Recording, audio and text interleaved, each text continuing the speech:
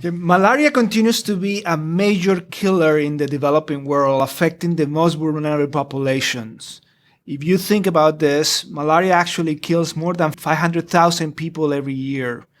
Emergence of resistance to antimalarial drugs is a major public health issue. So in this episode, we will discuss the latest information on this rapidly evolving field with one of the foremost experts in the field. The objectives of this podcast is to review the main factors leading to malarial resistance, discuss the main genetic mechanisms of resistance to antimalarials, and elaborate on future approaches for the prevention of resistance in Plasmodium species. Welcome to Editors in Conversations. This episode is brought to you by the Antimicrobial Agents and Chemotherapy Journal, available at aac.asm.org. I am your host, Cesar Arias, Editor-in-Chief of AAC, and this podcast is supported by the American Society for Microbiology, which publishes AAC.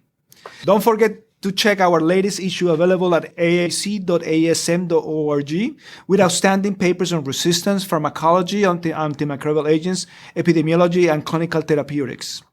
For updates on important papers on AAC and on this podcast, please follow me on Twitter at @superbugdog. Joining us to discuss these important topics is, I have the honor to introduce Professor Sir Nicholas White, who is Professor of Tropical Medicine at Oxford University and Mahidol University in Thailand.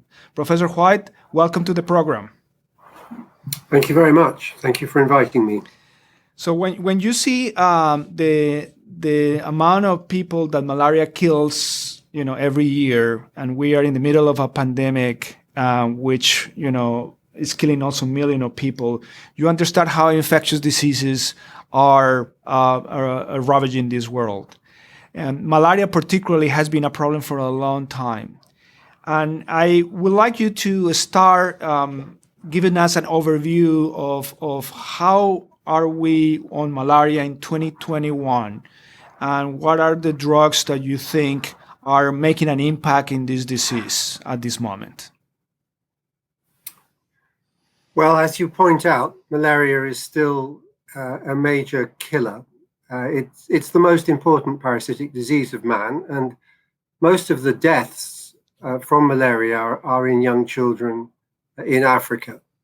Over the last 100 years, there have been substantial changes in malaria. It's gone from being a disease that was found everywhere. In fact, in the United States, the Centers for Disease Control was formed specifically to attack malaria in the southern United States. It was present in Europe, in Russia. It's gone from these areas for many complicated reasons, but socioeconomic improvement was a major driver. But it's remained in the heartland in the tropics.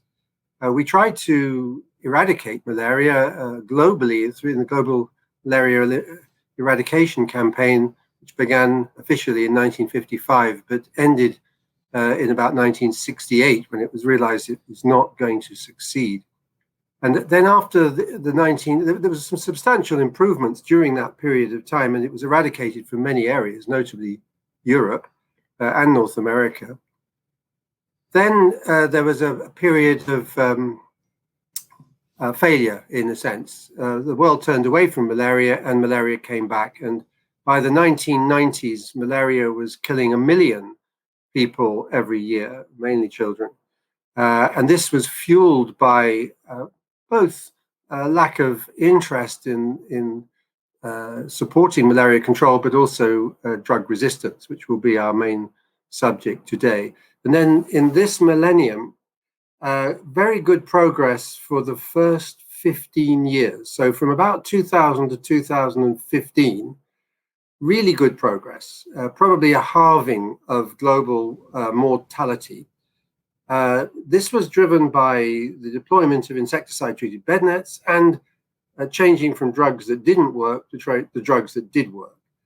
And then in the last 5 years, 6, there's been a disappointing plateau. We are not reducing malaria globally, really at all. Yes, on the fringes, there have been some countries which have made really good progress and in fact eliminated in the last few years, but they had small numbers anyway. In the heartland of malaria, which is tropical Africa, The last 5 years have been a disappointment. So, and what do you think that is? We are supposed to have now better drugs, and we'll talk about those. What are the main reasons for that lack of progress, of stagnant progress in the last 5, 6 years, as you mentioned? Honestly, there hasn't really been a good investigation of this. The World Health Organization keeps using words like at the crossroads, we've reached a plateau, etc. But there has not been a really good investigation. I would say that it's not yet worsened by drug resistance in Africa, although that's changing, unfortunately. And it's not substantially affected by insecticide resistance in mosquitoes, although again, that is changing also for the worst. So the signs are not that good, and it's I think it's probably a complicated and multifactorial reason, but it really needs a thorough investigation. Certainly, if we're going to achieve our aspiration of global elimination, eradication again, something that interestingly was considered impossible until the mid-2000s when Bill and Melinda Gates declared war on malaria, and this sort of recharged enthusiasm for elimination. Progress in some areas, notably in Asia and in the Americas, but not so much progress in Africa. Great. So you're talking from Thailand at this point. So what is the 2021 approach, therapeutic approach for malaria, for example, in Thailand at this point? Well, I live and work in Thailand, and Southeast Asia doesn't have a lot of malaria, but it has the dubious distinction of having the most drug-resistant malaria. And drug resistance in malaria always seems to start in this region. So I'll briefly describe the therapeutics, which have changed dramatically since 20 years. So for severe falciparum malaria, the killing malaria, we have gone from the cinchona alkaloids, quinine and secondarily quinidine, to artesunate. And artesunate is associated with approximately a 1/3 reduction in the mortality of severe malaria, which is remarkable for an anti-infective drug. So artesunate has now replaced quinine everywhere as the treatment of choice for severe malaria. We've shown that pre-referral treatments with rectal artesunate can reduce mortality substantially, but the deployment of rectal artesunate is disappointingly slow. In terms of uncomplicated falciparum malaria, we rely solidly on the artemisinin combination treatments, which were really globally endorsed properly from about 2005 onwards with the publication of the guidelines for the treatment of malaria. Although there are claims they were promoted before then, they weren't really. But then from then on, everywhere has now changed to artemisinin combination treatments. We're going to talk a little bit more about resistance to those in a minute, but just for completeness, we mustn't forget the other malarias. So although falciparum is the one we worry about most, because that's the one that has the highest mortality, it's the one that creates the largest burden in Africa, and it's the one to which drug resistance emerges most readily. We mustn't forget Plasmodium vivax, and also to some extent Plasmodium malariae ovale, which is actually 2 subspecies, and Knowlesi. Vivax is becoming the main malaria outside Africa. And there are problems with Vivax because you need to get rid of the liver stage, the hypnozoite. And for that, we still rely on primaquine, although later we'll probably mention tefenoquine. And unfortunately, primaquine is a difficult drug because it produces oxidant hemolysis in people with glucose 6-phosphate dehydrogenase deficiency, which is the most common enzymopathy of humans in malaria endemic areas because it protects against malaria.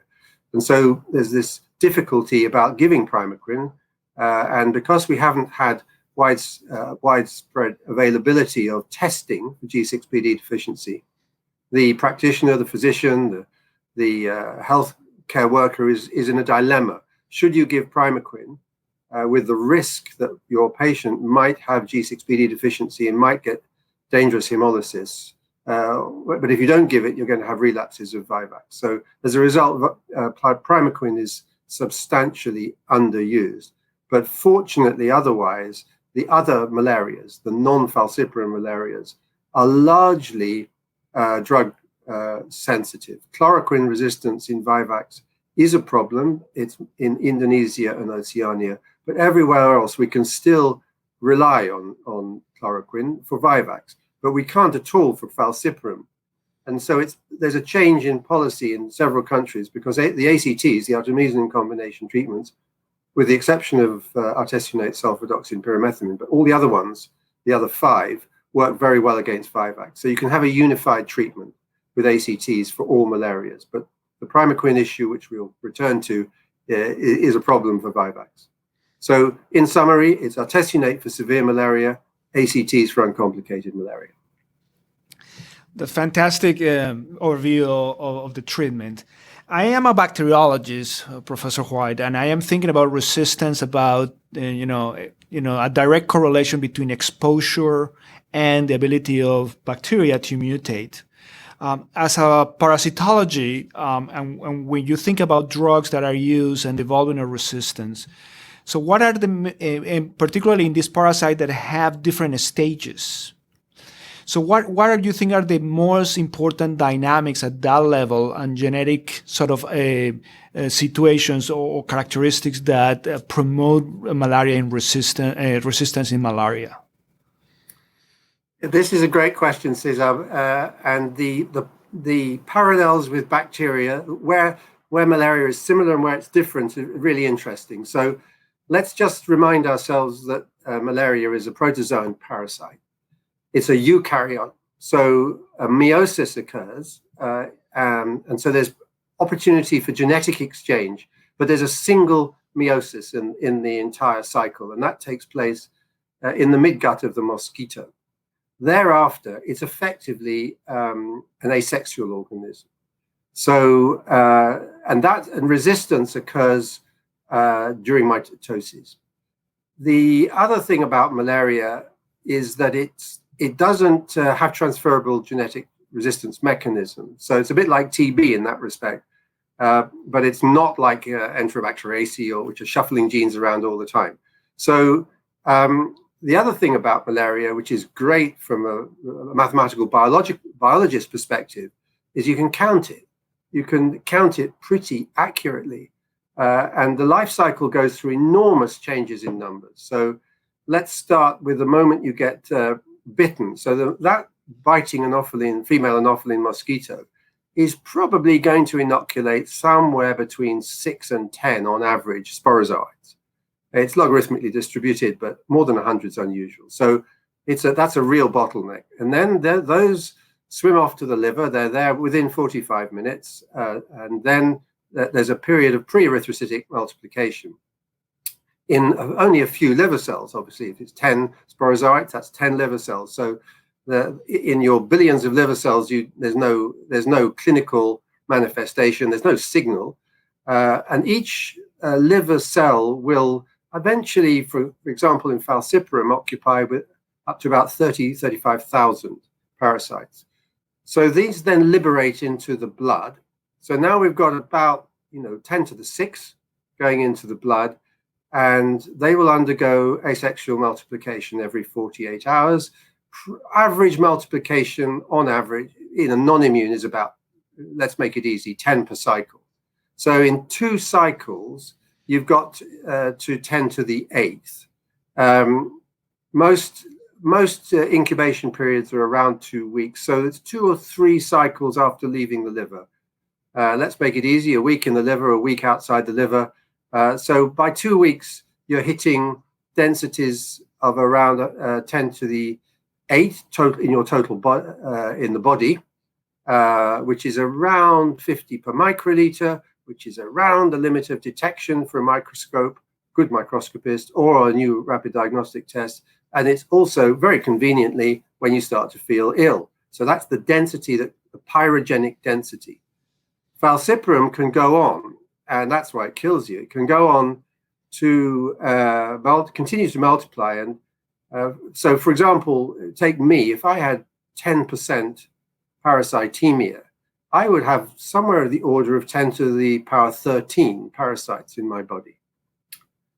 Now, because of the logarithmic distribution in human populations, I would have most of the parasites in my country, in me at that time. This sounds a bit counterintuitive, but most people who are walking around with asymptomatic carriage of malaria, which is common in endemic areas, they're controlling their parasite densities around 10 to the 7 in their body. So I've got 10 to the 13, they've got 10 to the 7. In terms of numbers, I am equal to 1 million people with asymptomatic malaria. Wow. But the problem is, whereas they have controlled their infections at 10 to the 7, I haven't. I didn't have the immunity to control it. So I'm where resistance starts. So it's just a numbers game. Any one of those mitoses could have generated a SNP which is conferring drug resistance. So what I'm really saying is that resistance arises in people with lots of parasites who are relatively non-immune. And if those people receive an inadequate treatment, then that population of parasites will, that individual parasite, or maybe it's 10 or 100, but it's usually only one, it's got a chance of surviving and growing. And we can see this there are a few drugs where resistance occurs very readily, and the maths are remarkably tractable. So if you take an antifol like pyrimethamine or a cytochrome B inhibitor like atovaquone, we can see that about 1 in 3 people who've got a 10 to the 12 parasites will have a de novo emergence of a resistance that will cause a recrudescence. So the numbers are really tractable.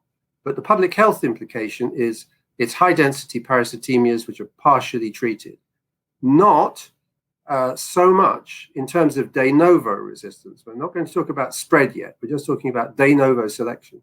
That's much more important than people with asymptomatic parasitemia. Why? Well, because they've controlled their parasitemia. So their immunity makes the survival of a drug-resistant mutant extremely unlikely. So where does resistance arise? It arises in people like me in areas of low transmission where there is little immunity, not in the heartland of malaria, where you have maybe up to 1 infection per day, you've got substantial immunity, you're not going to let a mutant survive.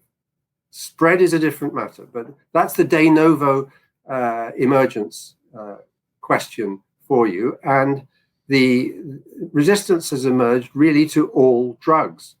I used to be proud to say a few years ago, oh, it hasn't happened to the artemisinin yet, but it has now. So all the drugs that we have, resistance has emerged. And it's just a simple numbers game. And the approach is the one that was pioneered in TB, which is to use combinations with independent mechanisms of action and thus resistance. So fascinating examples that you mentioned. Let's talk about the spread, right? So you're basically saying that one of the most important ways in which malaria resistance is by spreading of maybe resistant mutants, that, there has to be some geographically or environmental or biological reason why one of those are successful. And we also talk about the possible fitness cost of these changes. So how does it work in malaria? Yeah, let me take the second bit first, because I think it's something that in one way is obvious, is common sense, in other way maybe not.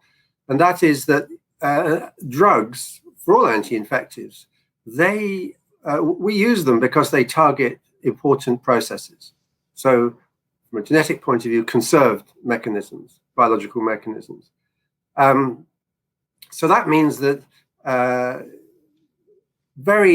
it's very unlikely that you're going to have a mutation in a highly conserved genetic process that at the beginning doesn't have some fitness cost. Of course, as we learn from you and others in bacteria, compensatory mechanisms then occur to render the organisms more fit. But the first hit usually confers a fitness disadvantage.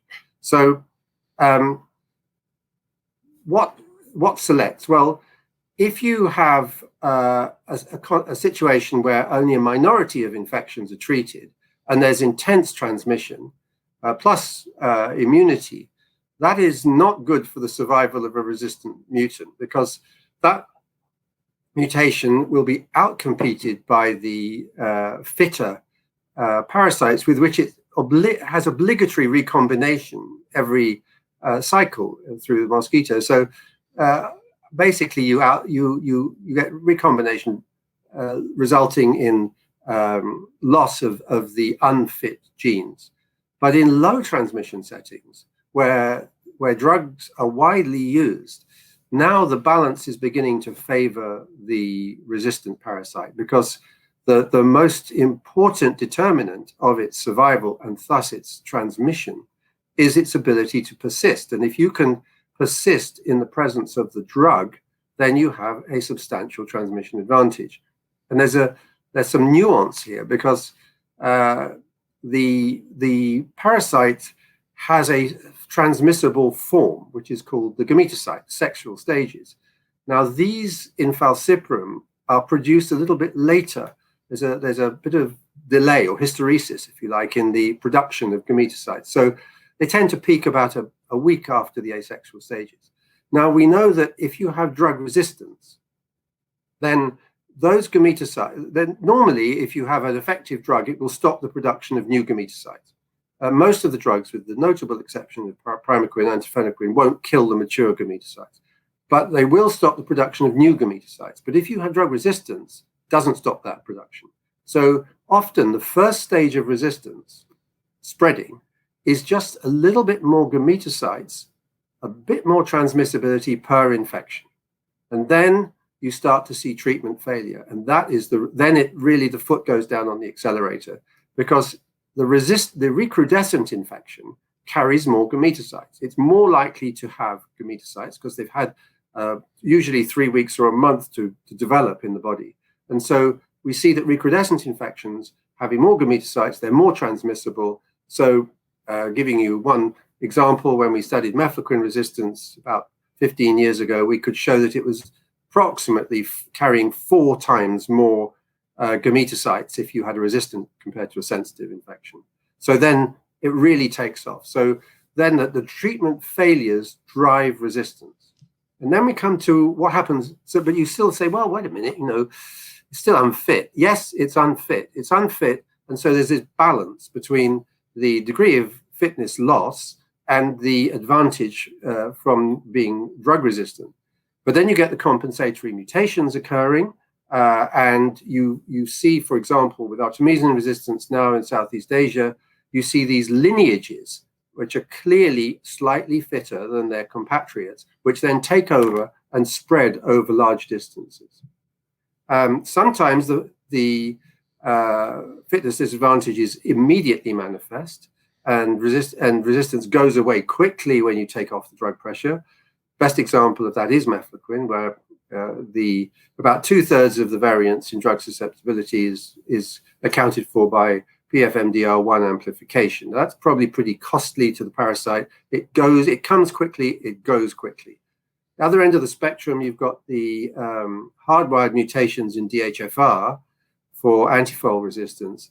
They don't go away quickly. The 164 is probably costly, that one goes, but the other ones stay. So it just depends on the resistance mechanism, what the trade-off is in terms of resistance versus fitness. Fantastic. Just a follow-up now, and I would like to focus on the artemisins because, as you mentioned, you've always said, I've heard you, how little resistance, and now I think the situation is changed. So why don't you explain the audience, so the mechanism of action of artemisins and what are the mechanisms of resistance and how they are spreading, and why that area of Southeast Asia is so prone to develop resistance? Very quick answer to both of those is don't know, but I'll try. I'll make it more entertaining. So artemisinins they are the chemical structure is their peroxides, their sesquiterpene lactone peroxides. That peroxide bridge is essential for antimalarial activity. It's like a little pair of spectacles. Spectacles. So one of these oxygens pings off and is highly reactive. Exactly what the target is, honestly, we don't know. What is the mechanism of resistance? Again, we don't really know. What we know is that the mutations in the Kelch protein, which is on chromosome 13, so we call it Kelch 13, they are causal. So we can show by gene editing that mutations in the propeller region, it looks a bit like a fan or a propeller, a number of different mutations will reduce artemisinin susceptibility.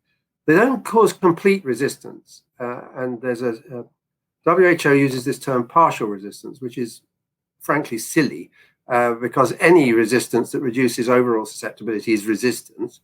But they reduce the susceptibility of the ring stage, and that was the advantage of artemisinins. That's why they save lives compared to quinine, because they kill the young parasites before they go on to produce sequestration of the infected red cells, which blocks up the microcirculation.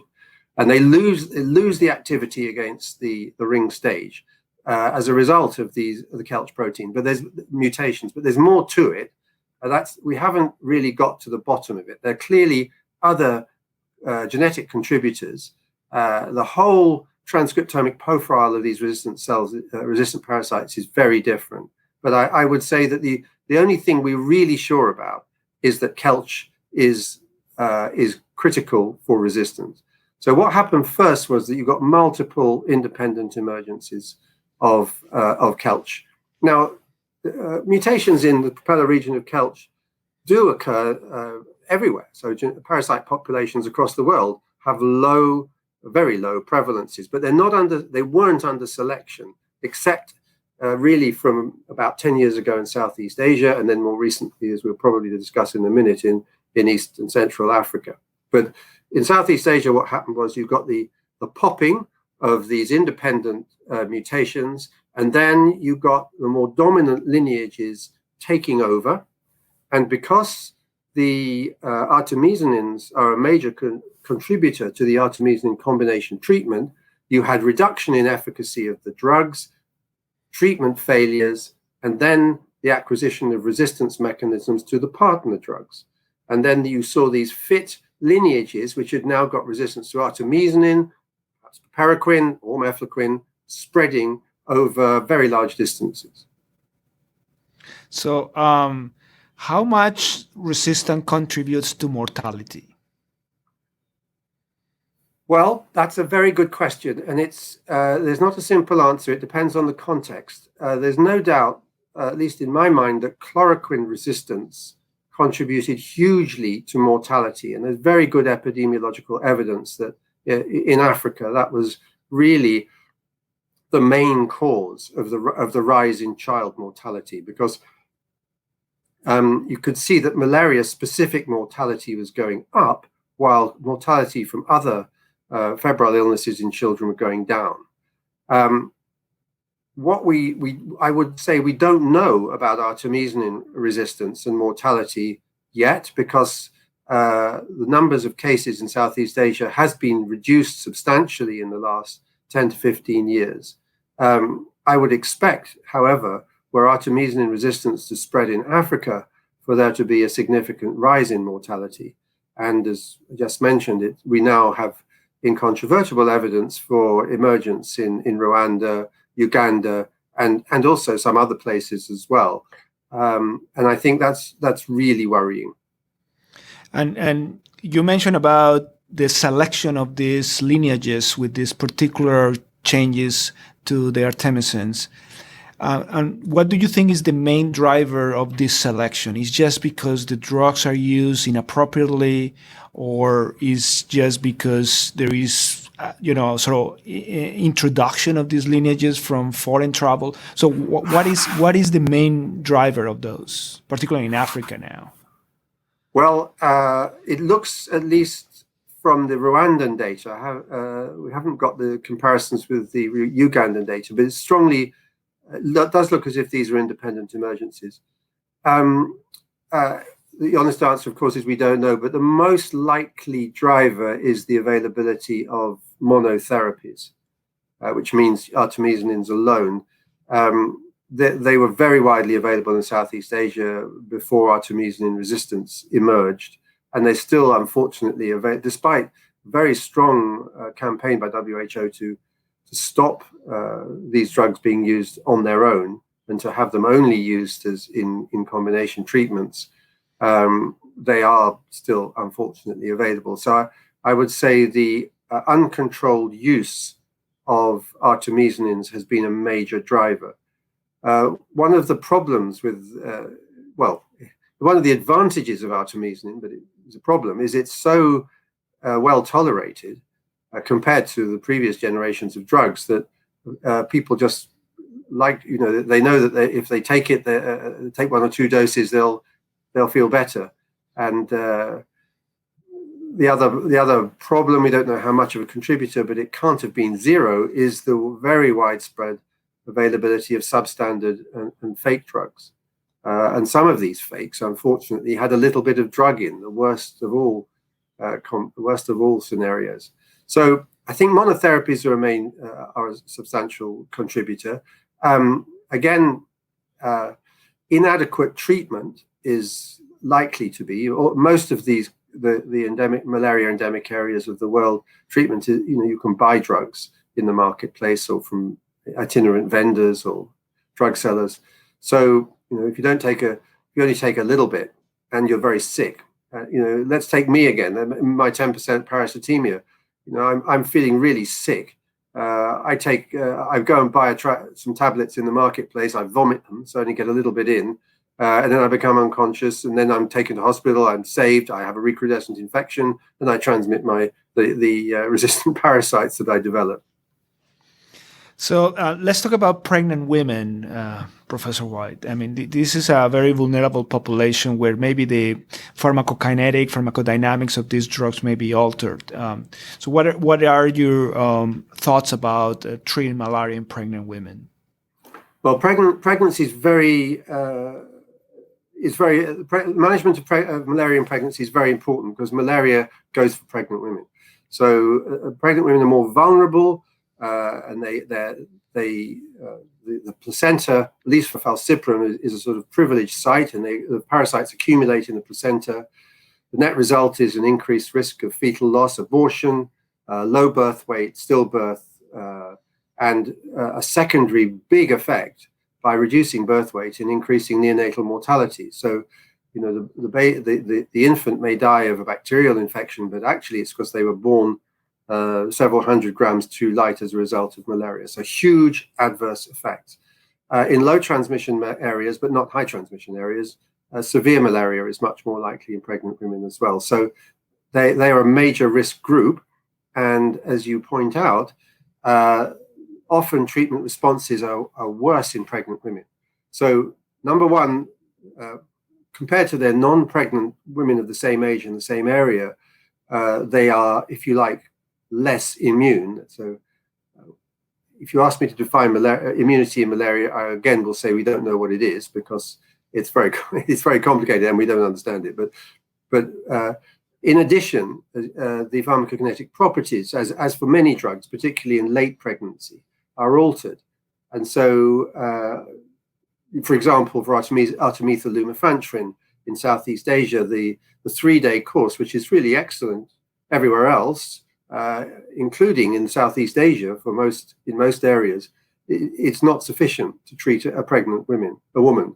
And we have the, again, rather frustrating WHO recommendations for quinine in the first trimester, which really should have been changed years ago as a result of expert review.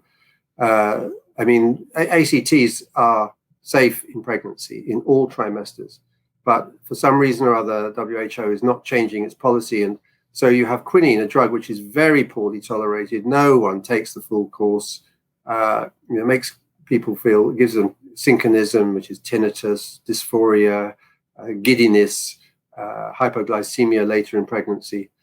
We've got to get rid of that. We've got to get ACTs used, but the doses sometimes do need adjustment. It's on a case-by-case basis. Some of the drugs don't need, some of them do need, but more studies are needed of pharmacokinetic properties of antimalarials in pregnancy. So let's focus now on prevention, drugs to prevent malaria, mainly for travelers like methylquine and others. So what is the stage on, and then probably new drugs like, as you mentioned, the phenequine and all this. So how is the stage of resistance of those, how frequent it is, what travelers should be aware in those situations? Interestingly, I don't think the chemoprophylaxis guidelines have changed very much in recent years. We still have Malarone, which is atovaquone proguanil, which is a very good drug, vulnerable to resistance, but if travelers only take it, and that's protecting it in a sense, well tolerated. Don't have enough data in pregnancy yet. Pity, we should have. Mefloquine. We could spend an hour on mefloquine, risks and benefits, but it's a good prophylactic in most areas if you can tolerate it well. Doxycycline, again, if you tolerate it well, which many don't, reasonably good. The advantage of Malarone or atovaquone proguanil and primaquine, which is also a very good prophylactic drug, is that those two drugs, antifenequine, can be stopped as soon as you leave the endemic area because they hit the liver, the pre-erythrocytic stage in the liver.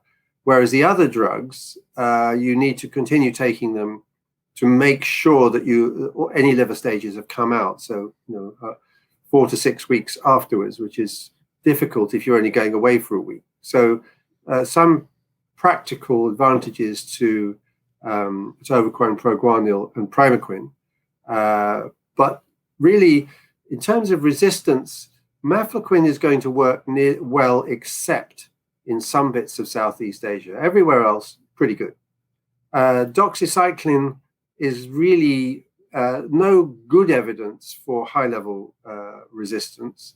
And atovaquone proguanil, high-level resistance can emerge really worryingly quickly. But because it's not used, you can rely on it. So these drugs work, if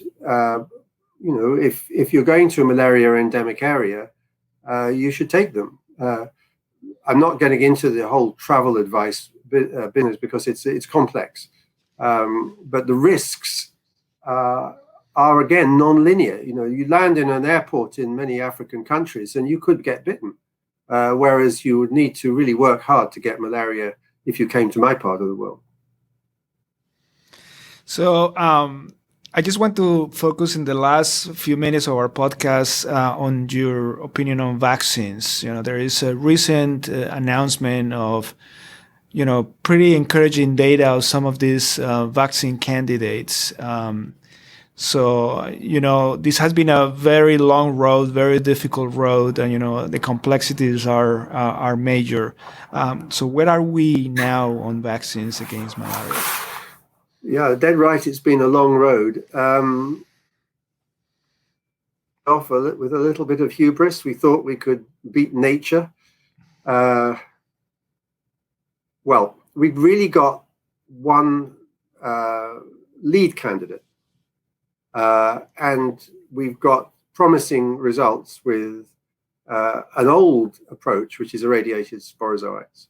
So that lead candidate is a pre-erythrocytic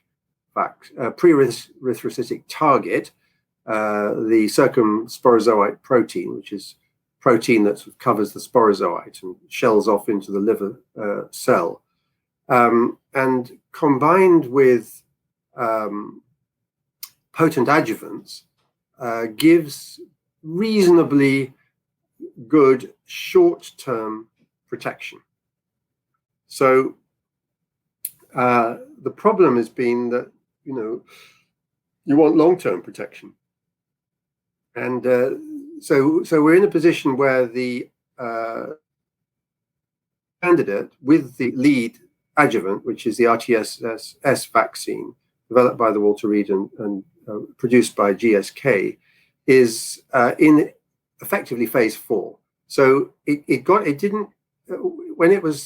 all the extremely detailed and well conducted studies were reviewed by WHO, by the two panels, the one the malaria panel and the other one the vaccine panel, they gave it a sort of an amber light, not a green light, not a red light, and said, look, there are some issues with efficacy, with some unexpected things that happened in the phase 3, like meningitis. It couldn't be. Why would it give meningitis anyway? So let's sort that out with large phase 4 trials, and they're underway now. So I think it's in 4 African countries. There's been some recent reports of a version of this vaccine, which is using the RTSS, the circumsporazide bit of the vaccine, which in the GSK vaccine is coupled slightly inefficiently with hepatitis B surface antigen. So there's another version of that with a different adjuvant, which has given reasonably good results in Burkina Faso, but the study was done at just the right time of year to get the best protection. So I'm not sure yet that is a significant advance on the existing RTSS vaccine. So yeah, we have a vaccine. I mean, we've got a vaccine against the parasite, which we haven't had before in humans, but it's not a great vaccine. It's not a bad vaccine either.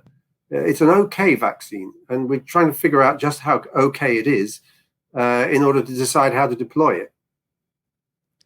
I would like to say one thing I forgot to say a bit earlier, if I may say that. Sure. And that because you asked me about tafenoquine and primaquine. And, tafenoquine's an interesting drug. It's just been finally, after the most agonizing development program on earth, it's been registered in the United States, in Australia, in Thailand.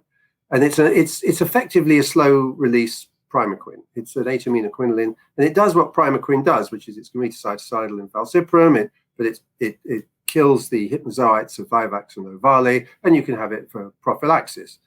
But the dose is wrong. And this is a common problem with antimalarials. We always introduce them at the wrong dose. The majority of the drugs we've got in use today started at the wrong dose, usually too low. And that's the problem with tafenoquine. So we've got to get that right. Sorry to interrupt, but I did want to say that. Very important comment, because that's absolutely crucial. So my last question is, of course, I cannot ask you that question, is the relationship now with COVID-19 and malaria in the last year. So what has been the effect of COVID-19 in malaria eradication campaigns, and how bad it is? Honest answer is because it's so bad, we don't know. But the projections are bad. I mean, it's pretty hard. Well, I told you at the beginning, we've got this disappointing failure to progress, mainly in Africa. And with health systems and health services seriously overstretched, particularly if COVID really hits Africa, which it hasn't yet. I mean, it's been pretty bad in South and Southeast Africa, but it hasn't hit yet with the vengeance that it has in India. But were that to happen, I think it would be an absolute disaster for malaria. It really would. We're just about holding our own with malaria before COVID, and it can only be bad. Sorry. Wow. That's not very enthusiastic. On that note, I just want to, I always wanted to ask you this question. Have you ever had malaria? No, embarrassingly, I haven't. I've had lots of other unpleasant diseases, but I haven't had malaria. A lot of my colleagues have, and I have no explanation for why not. Professor White, it's been a pleasure. Thank you very much for your time and your kindness, and this has been a wonderful conversation. Thanks a lot. This is Cesar Arias, Editor-in-Chief of AAC, signing off. Thank you very much.